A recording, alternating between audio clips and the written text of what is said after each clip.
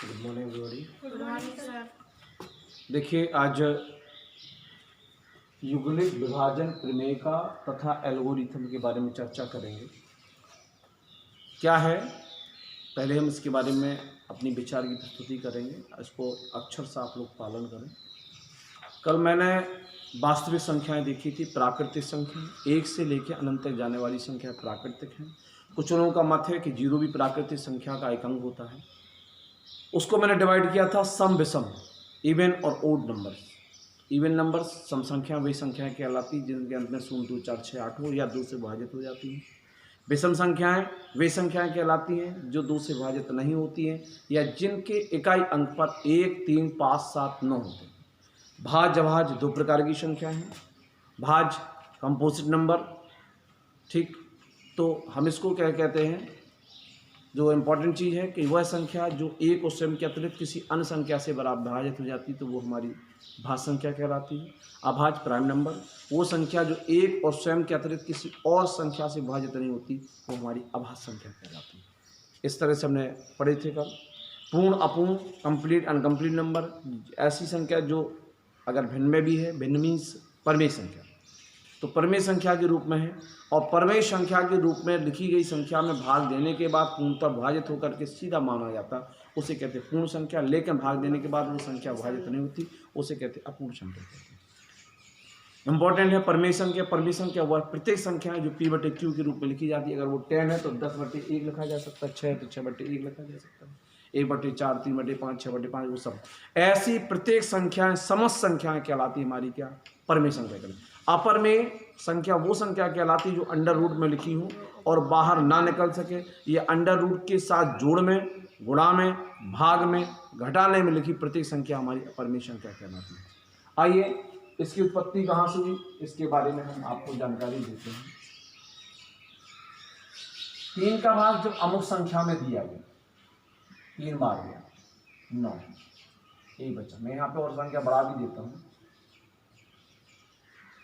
14 क्या है, ताकि दोनों संख्या हमारी अलग है। 3 चौके 12,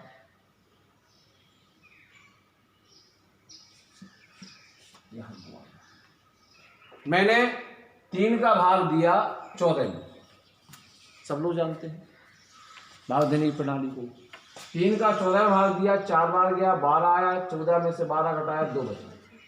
अब इस शब्द जो आगे जिसको भाग दिया जाता है उसको कहते हैं लोग भाजक।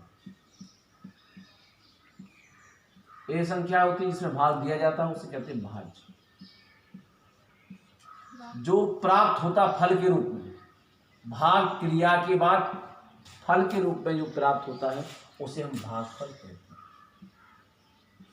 भागफल क्रिया के बाद जब कोई भी चीज शेष बचती, बाकी बचा हुआ कोई भी पदार्थ शेष, इसको कहते हैं शेष।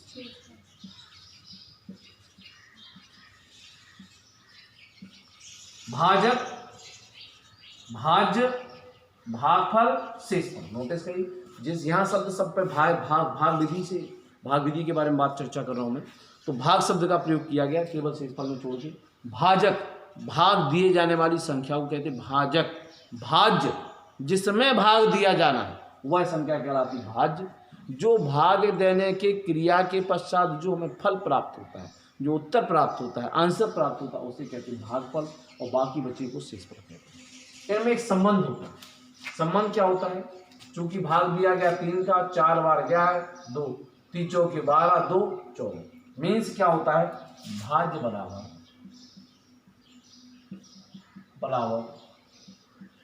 भाजक गुणे भागफल धन शेषफल। यह संबंध हमारे समस्त चारों रिलेशनशिप में क्या, भाज्य बराबर जुमान कहलाता है भाज्य। इसको कहते हैं भाजक गुणे भागफल धन शेषफल। किसी भी अमुक संख्या को, अमुक संख्या है 14 को, इस प्रक्रिया को 3 गुणे 4 धन 2 के रूप में लिखना ही युग्निट जी ने एक विभाजन भाग देने की प्रमेय क्या बनाई। प्रमेय माने सिद्ध करना। एक उन्होंने सिस्टम सिद्ध किया। सिस्टम क्या था, यही पूरा टॉपिक इसी व्यवस्था पर लागू है कि जब भी किसी भी संख्या का भाग अमुक संख्या में दिया जाता है तो जो उसका भागफल बचता है और शेषफल बनता है तो उनमें एक संबंध होता है। संबंध क्या होता है? भाज्य बराबर भाजक गुणे भागफल धन शेषफल, यही इसका संबंध है। इसमें एक बात और समझे, अगर मान लो यहाँ पे अननोन नंबर एक में हम अगर b का भाग, नोटिस कीजिएगा, हम b का भाग a में लेंगे, भागफल आएगा q, शेष r बचेगा। नोटिस कर लीजिए, a में b का भाग लें, a में b का भाग लें तो भागफल आएगा q और शेषफल बचेगा r। तब हम इसको संबंध को कह सकते हैं, क्या कह सकते हैं? a equal to B Q plus, ये आपको याद रखना होगा, यही इसका वास्तवता में सूत्र होता है।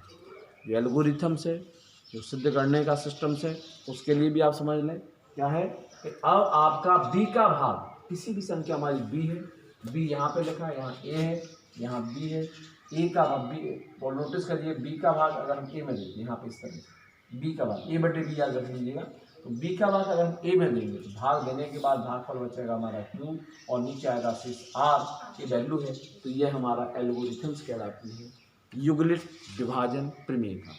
इसको एल्गोरिथम के नाम से भी पुकारते हैं, युगलित विभाजन एल्गोरिथम भी कहते हैं, प्रमेयिका के रूप में कहते हैं। तो नोटिस कर लीजिएगा, जब किसी भी संख्या का भाग, इसी पर पूरा प्रश्नावली जो है वो इसी सूत्र पर आधारित है, पहली वाली प्रश्नावली, इसको आप लोग नोट करना, नोट डाउन।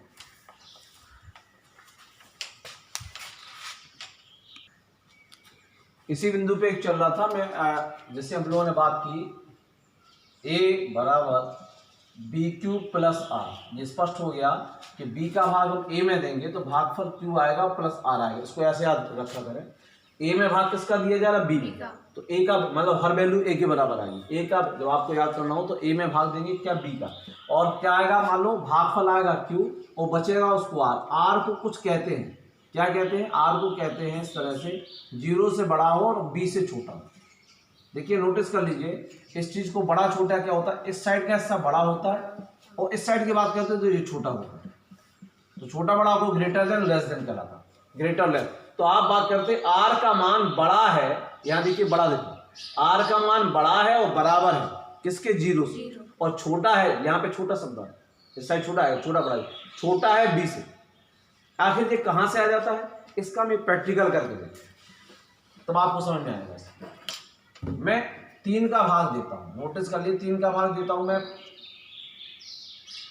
7 या 6 से शुरू करता हूं, 3 दूनी 6, कितना बचा? 0। 3 का भाग मैं दे रहा हूं 7 में, 3 दूनी 6, बचा कितना? 1। 3 का भाग दिया हमने 7 में, 3 दूनी 6, बचा कितना? 2। 3 का भाग दिया हमने 8 में, 7 में से 6, 7 ही सेम हो गया, यहाँ पे 8 में देना है, 3 दूनी 6, 2 बचेगा, यहाँ पे फिर 9 आ जाएगा, 3 तिरका 9,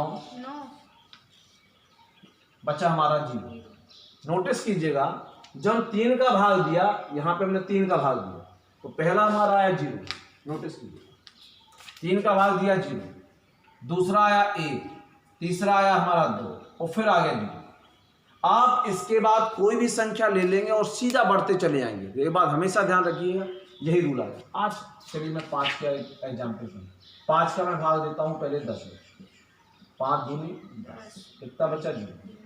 5 का भाग मैं 11 में देता हूँ, 5 दूनी 10, कितना बचा? 1। 5 का भाग मैं 12 में देता हूँ, 5 दूनी 10, कितना बचा? 2। 5 का भाग मैं 13 में देता हूँ, 5 दूनी 10, बचा कितना? 3। 5 का भाग 14 में देता हूँ, 5 दूनी 10, कितना बचा? 4। 5 का भाग 15 में देता हूँ, 5 तिया 15, कितना बचा? 0। 5 का भाग 16 में देता हूँ, 5 तिया 15, कितना बचा? 1। 5 का भाग 17 में देता हूँ, 5 दूनी 5 तिया 15, बचा कितना? 2। आप बार बार देख रहे, नोटिस करिए, 5 का भाग देने के बाद संख्या क्या बचे? 0, 1, 2, 3, 4, 0, 1, 2। मतलब क्या है कि अगर आप इन संख्याओं को अनंत तक देते चले जाएंगे। आप 5 का भाग दे रहे हैं, 5 का भाग देने पर आपका जो शेषफल आया वो 0, 1, 2, 3, 4। उसी प्रकार से आपने 3 का भाग दिया, 3 का भाग देने पर जो शेषफल आया 0, 1, 2। एक बात हमें समझ में आई कि 5 का भाग देने पर कोई भी संख्या का शेषफल 0 से प्रारंभ होता है और उससे एक कम, 5 से एक कम 4 तक होता है। उसी प्रकार से 3 का अगर हम भाग दें तो ऐसी स्थिति में किसी भी संख्या का जो शेषफल होगा वो 3 से कम होगा। उसी प्रकार से अगर मैं मार्क, इसी प्रकार से नोटिस कर लीजिए दिमाग में, इसी प्रकार से अगर मैं 10 का भाग देता हूं किसी भी संख्या में तो शेषफल क्या आएगा? 0, 1, 2, 3, 4, 5, 6, 7, 8, 9। बात फैक्ट समझ में आया? नहीं। किसी भी संख्या का हम भाग देते हैं तो भाग देने के बाद शेषफल जो आता है, तो 3 का अगर 3 यहाँ पे 3 आएगा तो वो तो ये बार भाग चला जाएगा। यहाँ पे 2 का भाग बढ़ गया, यहाँ पे पहले 2 आ रहा था, भागफल बढ़ गया, कितना हो गया? 3 हो गया, 0 आ गया, तो फिर चलेगा आपका। अब आप 10 मानिए, 9 हो गया, 10 मानिए, 3 तिरका 9 बच्चा कितना? 1। 11 में 3 तिरका 9 बच्चा कितना? 2। 12 तीचों के 12 फिर 16 हो गया।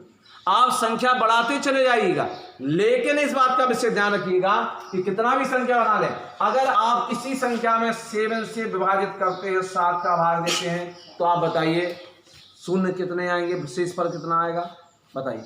अगर आप किसी संख्या में 7 से भाग देते हैं तो शेषफल क्या आएगा? 0, 1, 2, 3, 4, 5, 6। इस संख्या से एक कम शेषफल आता है। यहाँ पे मैंने जो स्पष्ट करने की कोशिश की है, क्या कोशिश की है कि यार का मान 0 के बराबर होगा और 0 से बड़ा होगा। 0 के बराबर होगा, आर का मान क्या होगा? पहला 0 के बराबर, आर का मान क्या होगा? 0 से बड़ा होगा किससे? 0। और आर का मान छोटा होगा किससे?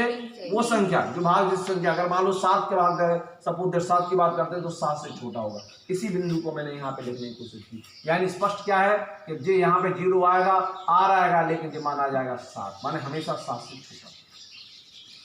ये युग्मित विभाजन प्रमेय में सबसे इंपॉर्टेंट चीज यही है कि किसी भी संख्या का भाग दिया जाता है तो भाग देने के पश्चात जो उसका क्या होगा? शेषफल होगा, उससे एक कम संख्या होगी। अगर हम किसी भी संख्या का मान लें, अगर हम किसी n संख्या का भाग देते हैं तो शेषफल जो होगा वो क्या होगा? n-1 तक आएगा। 0 से स्टार्ट होगा और n-1 हमने प्रैक्टिकल करके देखे। क्या प्रैक्टिकल करके देखे? प्रैक्टिकल करने के बाद हमें स्पष्ट हुआ कि जब भी हम किसी भी संख्या भाग, मतलब अगर मैं r किसी भी संख्या का भाग देता हूं, शेषफल हमारा r बचता है, तो वो r क्या होगा? वो r क्या है? आप यहाँ पे शेषफल r की बात कर रहे हैं तो r की वैल्यू जो होगी, r का मान क्या होगा? वह होगा आपका 0 से बड़ा और बराबर। यहाँ पे आता बड़ा, यहाँ पे बड़ा शब्द आ रहा, बराबर आ रहा, ये दोनों चीजें। जब भी किसी भी छोटे बड़े साइन में एक और लाइन उसी के पैरेलल खींच दी जाती है, बराबर खींच दी जाती है, तो वो बड़ा बराबर शो करता है। तो जी आर का मान जो होगा वो क्या होगा? 0 से बड़ा और बराबर। 0 से बड़ा और बराबर, यहाँ पे बड़ा है, बड़ा का साइन है, नोटिस करिए। आर का मान 0 से बड़ा और बराबर होगा और छोटा होगा b से, ये नोटिस कर लीजिए, ये बिल्कुल स्पष्ट है कि आर का मान जो होगा वो बड़ा बराबर होगा और 0 से क्या होगा? छोटा। 0 से बड़ा बराबर होगा और जो भी मान भाग दे रहे हैं, भाग देने वाली संख्या, उससे एक स्टेप माने एक संख्या कम होगा, क्योंकि एक संख्या और आएगी तो भाग पूरा चला जाएगा, वहां पे शेषफल होगा 0। एक दो प्रैक्टिकल और मैं करा सकता हूँ ताकि आप लोगों को स्पष्ट आ जाए। किसी भी संख्या में भाग देते हैं, ये प्रैक्टिकल है, ये प्रैक्टिकल है जिससे आपको अंडरस्टूड हो जाए कि आखिर इसकी वैल्यू क्या होती है। मान लो मैं 7 संख्या से भाग देता हूँ, 6 का भाग दे रहा हूँ, हम उस संख्या 1250, कोई भी मतलब एक लंबी रेंज की संख्या ले। आइए 6 दूनी 12, ठीक, बचा कितना? 5, भागना जाए भाग नष्टम बिंदी, 6 18, 6 5 30, 6 8 48, कितना बचा? 2 फिर 6 का भाग दे रहे, उससे आगे बढ़ा के 1251, 2 12, भाग 5 का उतारा, 5 से भागना अष्टम बिंदी, अंक 1 और उतर जाएगा 51, 6 48, 6 54, फिर आपका आ जाएगा तो कितना जाएगा? 3, 2 से 2 3 बढ़ गया। ये संख्या बढ़ती चली जाएगी, बढ़ती चली जाएगी, फिर 4 आएगा, फिर 5 आएगा, 6 नहीं आएगा, क्योंकि 6 बार होगा तो एक बार भाग चला जाएगा। जब भी आपका 6 होता तो एक बार भाग चला जाता। तो इस बात का आपको विशेष ध्यान रखना है कि इसका नियम जो है वह कोई भी चीज़ किसी भी संख्या का भाग दिया जाता है तो भाग फल जो शेषफल होता है वह हमेशा उससे एक स्टेप कम आता है, एक नंबर कम आता है। स्पष्ट आ गया? ठीक, नोटेड डाउन कर लिया होगा। इसी में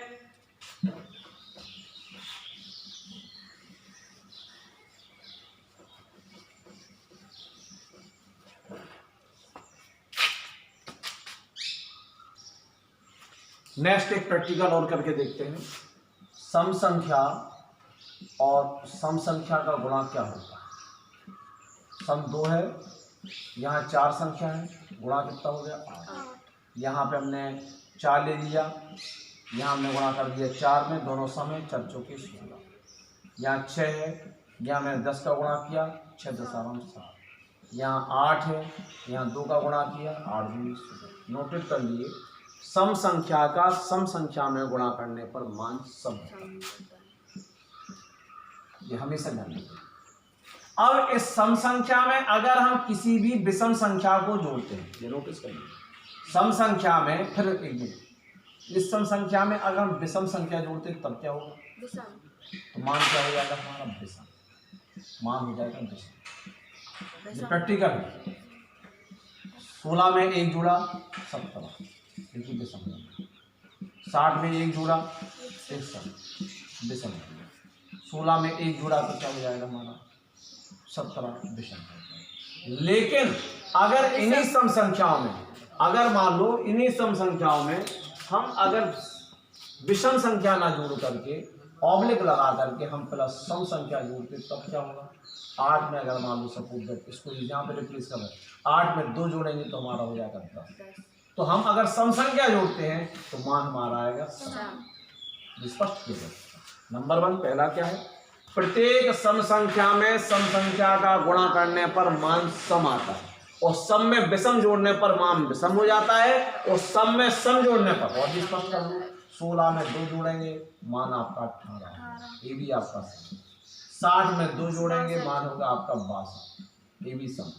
16 में 2 जोड़ेंगे मान होगा आपका 18, ये भी सम। ये प्रैक्टिकल निकल के आया। प्रत्येक सम संख्या का सम संख्या में गुणा करने पर मान सम आता है, और उसमें अगर हम सम जोड़ दें तो मान सम होगा, और विषम जोड़ दें तो मान विषम होगा, क्योंकि इसका भी हमें यूज करना है, इसलिए पहले दिमाग को तैयार करना है। नोटिस कर लीजिए, नोटेट करिए, राइट डाउन एक बिंदु को लिख करके। प्रत्येक सम संख्या में सम संख्या का गुणा करने पर, प्रत्येक सम संख्या में सम संख्या का गुणा करने पर मान सम होता है, मान सम होता है।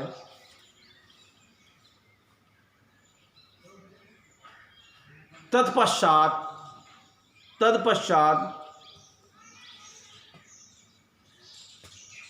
सम जोड़ने पर सम, तत्पश्चात सम जोड़ने पर सम, सम जोड़ने पर सम, और विषम जोड़ने पर मान विषम हो जाता है। आइए इसको हम दूसरे तरीके से करके देखते हैं, इसका रिजल्ट क्या आता है। ये तो मैंने सम से सम में बात की। अब अगर मैं सम का गुणा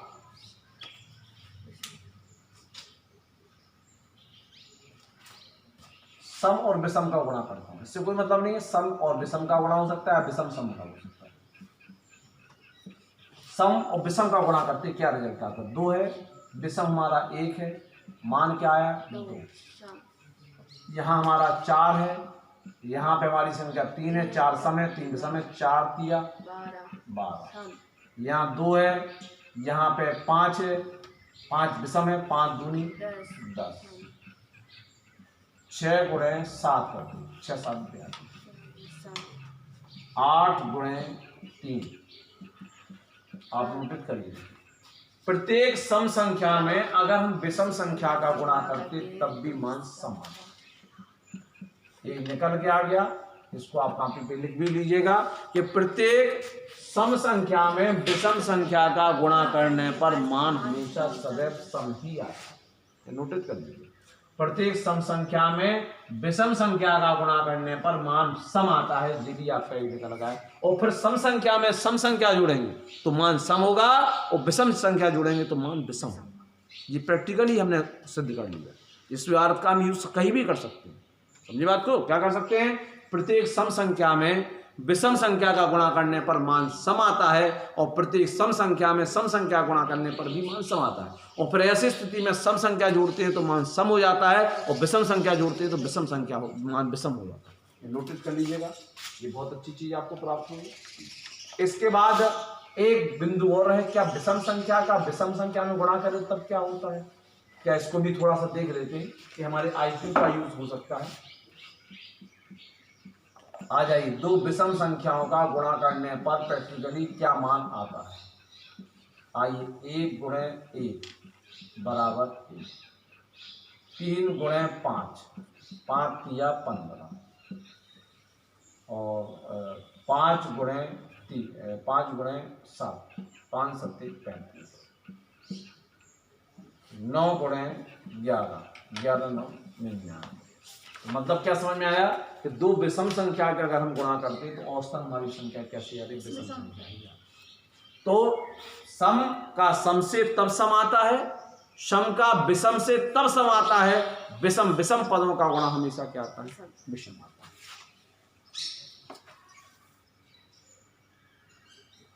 13 गुणे 3 39। आप सब देख रहे हैं, सब आपकी कैसी विषम संख्या। एक प्रैक्टिकली मेरा आ गया कि अगर हम विषम का विषम में गुणा करते हैं तो वो हमारा विषम ही होगा। ये भी आप नोटिस कर सकते हैं कि IQ पर होता है। इसके साथ ही हम शुरुआत करते हैं पहले अभ्यास, ताकि हमारा ज़्यादा समय नष्ट ना करते हुए हम लोग। नेक्स्ट क्वेश्चन, वह संख्या ज्ञात कीजिए जिसे 61 से भाग देने पर भागफल 37 तथा शेषफल 15 प्राप्त होता है। देखिए दिया क्या है? 61 भाजक, ये भाजक है, नोटिस कर लीजिए। भाजक जिसे कहेंगे हम भाजक,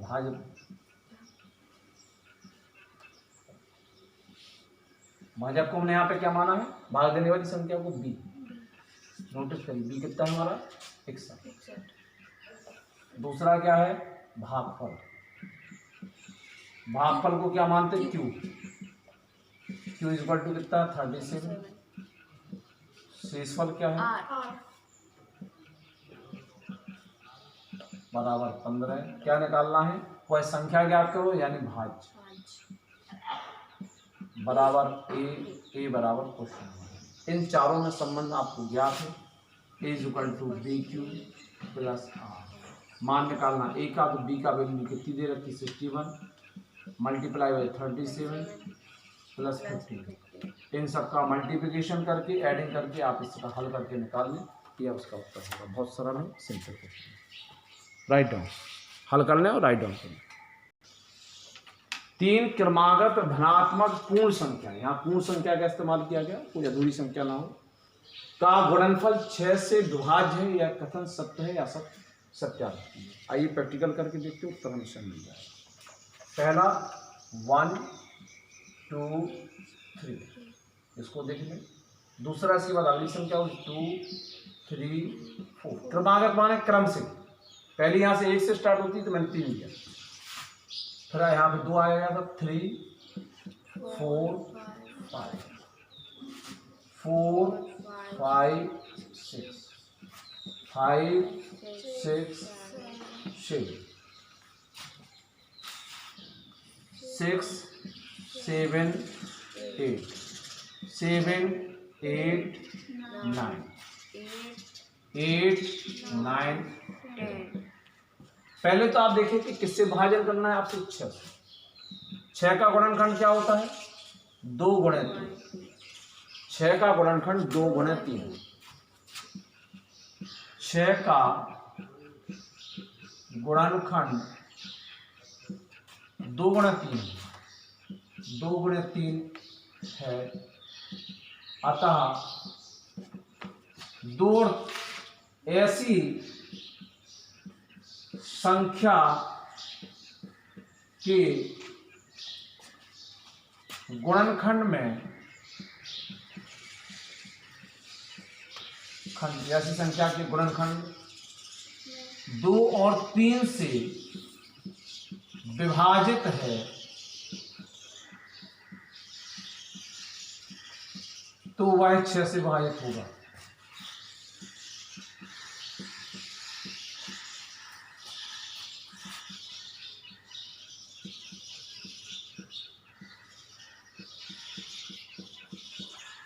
छह का गुणनखंड क्या है बेटा?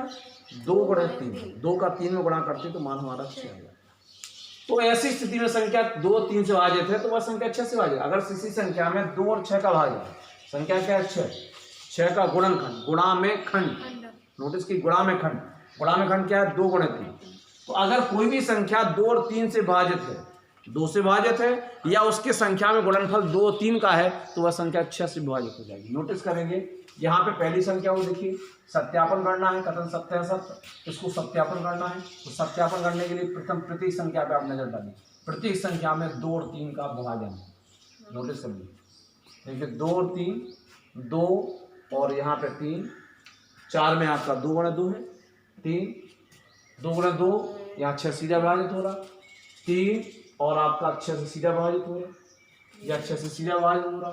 8 में 3 2 3 2, समझ में आता है? कोई भी संख्या आप लेंगे वह संख्या में 2 और 3 का गुणा है, माने प्रत्येक 3 संख्याओं के गुणनफल में 2 और 3 का गुणा है। अगर हम किसी भी संख्या को पर्टिकुलर उठा के देखते 4 6 या फिर मैं इस संख्या को ले लेता हूँ 6 7 8, इसको अगर आप लिखेंगे तो 6 को लिखेंगे 2 गुणे 3 गुणे 7 गुणे 2 गुणे 2 गुणे 2। आप सब संख्या देख रहे हैं, इस सभी संख्याओं में कम से कम एक बार 2 एक बार 3, क्योंकि 6 से विभाजन के नियम क्या है कि जिस संख्या में कम से कम एक बार 2 एक बार 3 हो तो वो संख्या 6 से विभाजित हो जाती है। प्रत्येक संख्या आप अनंत तक, ये संख्या यहाँ पर ही, यहाँ पे अनंत तक आप संख्याओं का गुणनफल ले लें तो प्रत्येक क्रमांक दूसरा हम तरीके से समझ सकते हैं। 2 6 का गुणनफल क्या रहा था? 2 गुणे 3, तो 2 प्रत्येक एक पद बाद 2 हमेशा होता एक पद बाद 2 का गुणनफल होता है 3 छोड़ के 4, 4 छोड़ के 5 छोड़ के 6, तो प्रत्येक दूसरे पद में होता 2 संख्या का गुणा। हम 3 की बात करते तो प्रत्येक 3 पद 1 2 3, फिर 2 संख्या छोड़ा 4 5 फिर 6, तो 3 पद आता। तो ऐसी स्थिति में कम से कम 2 का क्या होता है? प्रत्येक 2 पद में, 3 का होता है 3 पद में, तो अधिकतम 3 पद। अधिकतम क्या कह रहा है? 3 पद। नोटिस करिए, दिमाग लगाइए, सोचिए क्या आ रहा। आप इसको दूसरे तरीके से जो कर सकते हैं वह क्या है? आइए नोटिस करिए, 6 बराबर हम कह सकते हैं 2 गुणे 3, स्पष्ट है कि नहीं? ठीक, प्रत्येक 2 पद बाद, प्रत्येक 2 पद बाद 2 का विभाजन हुआ, 2 से विभाजित संख्या होगी, 2 से विभाजित संख्या होगी। 3 का मतलब क्या है? प्रत्येक 3 पद बाद, प्रत्येक 3 पद बाद 3 से विभाजित संख्या हो। अधिकतम कितना? 3, यहाँ 2 आया, अधिकतम 3 आया। पहले में आया कि प्रतीक, अगर मैं कहता 6 का गुणनखंड तो 2 गुणे 3, तो 2 गुणे 3 माने गुणनखंड का मतलब होता, गुणनखंड क्या है? वह संख्या जिससे विभाजित हो जाती। अगर मैं बात कहूंगा 10 किससे विभाजित? 2 से और 5 से, दोनों, तो इसका जो गुणनखंड होगा 2 गुणे 5। अमुक संख्या जिस संख्या से विभाजित होती है उसके वही गुणनखंड कहलाते हैं। ये नोटेट कर लीजिएगा। तो हमारा जो 6 है वो विभाजित कितने हैं? 2 3 से। तो ऐसी स्थिति में 2 और 3 उसके गुणनखंड होंगे। 2 गुणनखंड कब आएगा? प्रत्येक एक संख्या के बाद 2, और 3 कब आएगा? प्रत्येक 3 से अगर हम 5 की, मैं फिर बता दूं, ये नोटिस कर लीजिएगा, जब भी गुणनखंड की विभाजन की बात करते हैं तो उसमें आपके प्राइम नंबर ही यूज होते, माने अभाज्य संख्याएं। आपकी जब भी विभाजन की बात की जाती है तो नोटिस कर लीजिएगा 2 3 5 7, 11, 13 इस तरह अनंत जाके वाली संख्या ही यूज की जाती है। इसके अलावा भाज्य संख्याएं, सम संख्याएं, विषम संख्याएं, पूर्ण संख्याएं, चूंकि ये सब पूर्ण संख्या होती हैं, आदि संख्याओं का प्रयोग नहीं किया जाता। जहां गुणनखंड की या भाजन की बात की जाती है तो गुणनखंड और भाजन के लिए संख्या जो प्रयुक्त की जाती है या आती हैं वो हमेशा ही क्या होती है, अभाज्य संख्या होती हैं। वो मैं पहले भी बता चुका हूं, पिछले आप वीडियो में देख सकते हैं। तो आप पहले तो आप दो तरीके से कर सकते हैं कि 6 के गुणनखंड में 2 और 3 है, ऐसी संख्या के गुणनखंड में 2 3 से विभाजित होती वह 6 से विभाजित होती। मतलब 6 का गुणनखंड में क्या 2 और 3 है, और जो 2 और 3 से विभाजित होगी वह पूरी संख्या 6 से विभाजित हो जाएगी। और प्रत्येक 3 पद में हम देख रहे हैं कि 2 3 हमारा मौजूद है, अतः पूरी संख्या आपकी 2 3 से विभाजित होती है। सत्यापन। दूसरा तरीका क्या है कि आपका 6 कितना है, 2 और 3 से भाजन का 6 बराबर गुणनखंड क्या है 2 और 3, और आप देख रहे हैं प्रत्येक 2 का मान क्या होगा, 5 का मान क्या होगा, प्रत्येक 5 पद बाद पर संख्या होगी। 5 की अगर वैल्यू की बात करेंगे तो 5 जो होगी प्रत्येक 5 पद बाद, यहाँ नोटिस कर लीजिएगा, तब हम आपको यूज करना सिखा रहे हैं। हम बात करते हैं 5 का मान, 1 2 3 4 5। अब दूसरे सूत्र 2 3 4 5 6, 1 2 3 4 5, मतलब प्रत्येक 5 पद बार आपकी एक संख्या 5 होगी। इसके बाद अगला स्टेप 7 है, तो प्रत्येक 7 पद बार आपका एक संख्या जो होगी जो 7 से विभाजित होगी। यह नियम होता है। तो आप देख रहे हैं 2 और 3 की बात कर रहे हैं, 6 का विभाजन 2 और 3 है, तो प्रत्येक 2 पद बार मैं कह दूंगा कोई भी संख्या की मैं बात करता हूँ, आप बताइए कि वह कितने संख्या के गुणनफल में अगर हम लगातार लेते हैं जिसमें हमारी संख्या 14 का विभाजन होगा तो 14 बराबर क्या लाएगा 2 × 7। तो 2 आपके प्रत्येक 2 पद बार होगा 2 का विभाजन, और प्रत्येक 7 पद बार 7 का विभाजन होगा। तो ऐसी स्थिति में 7 संख्याओं के गुणनफल में कितनी संख्या, अधिकतम 7 संख्याओं के गुणनफल में एक संख्या आराम से 14 से विभाजित हो जाएगी। जब भी आपको किसी भी संख्या के विभाजन का पता करना हो तो नोटिस कर लीजिएगा, इसका गुणनखंड करके देखें। गुणनखंड में आप देखें कि कौन कौन सी अभाज्य संख्या यानी प्राइम नंबर का गुणनखंड है। जिन प्राइम नंबर या गुणनखंड होता है उस संख्याओं में अधिकतम जो बड़ी संख्या होती है उस संख्या से वह संख्या स्वतः ही विभाजित हो जाती है। स्पष्ट आ गया कि नहीं? क्योंकि इसमें सिद्ध करना था 3 क्रमांकित धनात्मक पूर्ण संख्याओं का गुणनफल 6 से विभाजित है, हमने सिद्ध कर दिया 6 के गुणनफल में 2 और 3 है, तो ऐसी संख्या गुणनखंड 2 और 3 से विभाजित होती है वह 6 से विभाजित होगी। जो 2 3 से विभाजित होती है 6 से विभाजित होगी। अगर आप देखें कि प्रत्येक पद में 2 के बाद प्रत्येक पद में 2 के बाद से विभाजित है, और प्रत्येक पद में 3 के बाद 3 से विभाजित है, तो अधिकतम क्या लाएगा 3, अतः वह 3 से विभाजित होगी। अगर एक प्रैक्टिकल और समझा देते डीपली में आने के लिए, ताकि आपके दिमाग में पूरी तरह से स्पष्ट हो जाए, ये डाउटफुल कहीं ना रहे। आपको किसी भी संख्या का पता करना है माय डियर स्टूडेंट, वो किससे विभाजित होगा। जैसे मैं बात करता हूँ 120 नंबर, 120 का अगर आप गुणनखंड करेंगे जिस तरह से होता है 2 छक के बाद 2 30 2 15, इस तरह से आपकी, तो आप इसको देखेंगे 3 5 2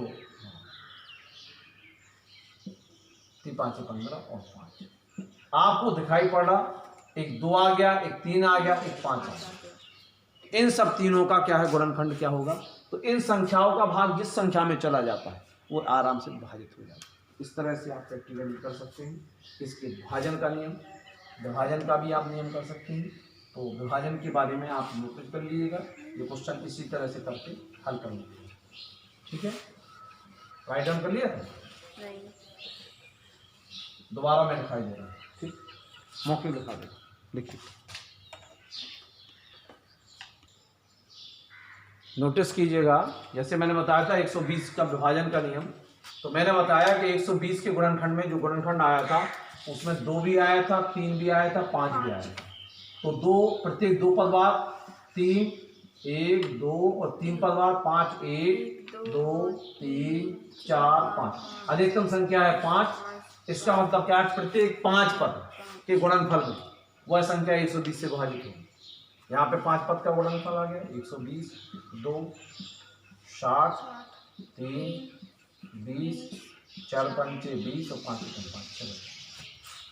तो आप जो देखेंगे कोई भी वैल्यू है, अधिकतम जो उसमें गुणज क्या आता है, अधिकतम उसका गुणज क्या आता है 5। अगर मैं बात करूं 36, 36 क्या आएगा 2, 18, 2, 9, 3 का प्रत्येक 3 पद, मतलब आप ये देखिए 3 का 9, 9 दूनी 18, 18 दूनी 36, तो प्रत्येक अधिकतम संख्या आई आपकी 3, तो प्रत्येक 3 संख्या गुणज को 36 से भाजित हो सकती है। तो ये बात का ध्यान रखिए कि ये प्रैक्टिस कभी बार आप चेक भी करके चलिए तो आपको स्पष्ट समझ में आ गया कि 3 पद के बाद में आपके संख्या का विभाजन हो जाएगा। ये चीज का विशेष ध्यान रखने वाली बात है, तो आपको याद रखिएगा, रिमाइंडर रखिएगा, और ताकि आपको याद समझ में आ जाए। फिर वो रूल वही चलने लगता है, शुरुआत में रूल आता है फिर वो चलने लगता है, तो आपका इस बात का विशेष ध्यान रखना है। नेक्स्ट क्वेश्चन में जाते हैं। नेक्स्ट क्वेश्चन, दिखाइए कि प्रत्येक धनात्मक विषम संख्या को 4q + 1 और 4q + 3 के रूप में लिख सकते हैं। नोटिस करिए, जब भी कोई भी संख्या होती है किसके रूप में लिख सकते हैं, 4q + 1 और 4q + 3। हल, यहां पे 4 अगर भाजक है, r का मान क्या होगा 0, 1, 2, 3। ये स्पष्ट है कि नहीं? जिस संख्या में 4, हमेशा जब भी कोई भी मान लिखा जाएगा 4q, 3q, 7q, ये नोटिस करिए 7p धन 4, इसका मतलब क्या है 7 हमारा भाजक कहलाएगा। तो p का मान सिंगल 4 लिख रखा है, लेकिन आएगा क्या 0, 1, 2, 3, 4, 5, 6। ये हमेशा जानिए, हमेशा जानिए, जब भी कोई भी पद लिखा जाएगा, कोई भी संख्या, दिखाइए कि प्रत्येक धनात्मक विषम पूर्ण, कोई भी विषम संख्या दिखाइए, यहाँ पे बताया जाएगा 5q + 3, तो यहाँ पे 5 का अगर भाग जाएगा तो 0, 1, 2, 3, 4 होगा। लेकिन यहाँ पे हम लोग केवल एक पद का इस्तेमाल कर रहे हैं, r का, वो क्या कर रहे हैं 3 का। जो प्लस में लिखी संख्या वो r कहलाती है, r माने शीर्ष पद, तो शीर्ष पद में लिखी जाएगी सिंगल संख्या, लेकिन यहाँ पे संख्याएं कितनी हो सकती, वह 0 से लेकर के वहां तक होती है। स्पष्ट है? अब आइए आगे हम बढ़ चले। 4q + 1 और 4q + 3 में r का मान क्रमशः 0, यहाँ बराबर लिख सकते हैं 0, 1, 2, 3, 4 नहीं होता, 4 में वापसी रिपीट होने लगता है 0। एम आई राइट? आपको पता है यदि q सम या विषम, आपको ये पता नहीं है कि q क्या है, कि सर q क्या है, एक सम संख्या है, यह सम भी हो सकती है विषम भी हो सकती है। नोटेट कर लीजिए, q क्या है, एक संख्या है। मैंने प्रैक्टिकली बताया था कि सम सम का गुणा सम होता है और सम विषम का गुणा भी सम होता है। ये तो स्पष्ट है कि 4 सम है, ये तो स्पष्ट है आपको कि 4 सम है। भाग दी जाने वाली यहाँ पे शब्द है, अगर हम 4q को स्पष्ट करेंगे तो 4 गुणा q है, 4 गुणा q, स्पष्ट है कि नहीं? तो हमने देखा q सम विषम संख्या, सम भी हो सकती है और विषम भी हो सकती है, दोनों संख्या हो सकती है, परंतु 4 एक सम संख्या है। हमें पूर्वत ज्ञात है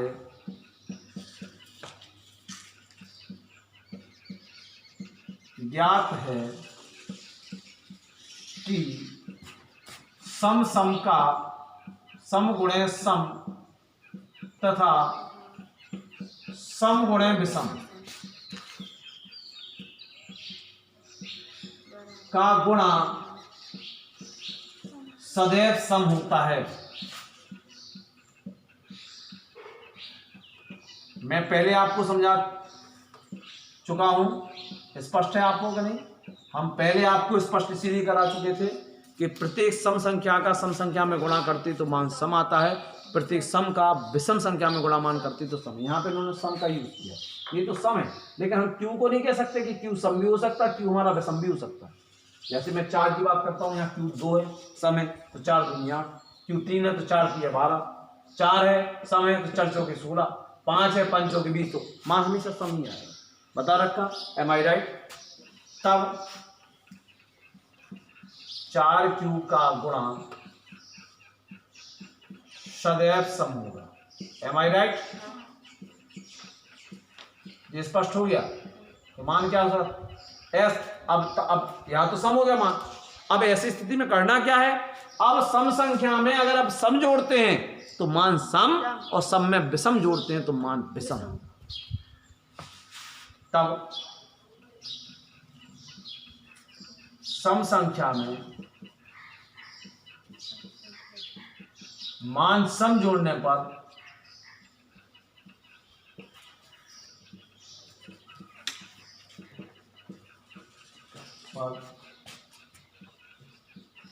मान सम तथा विषम जोड़ने पर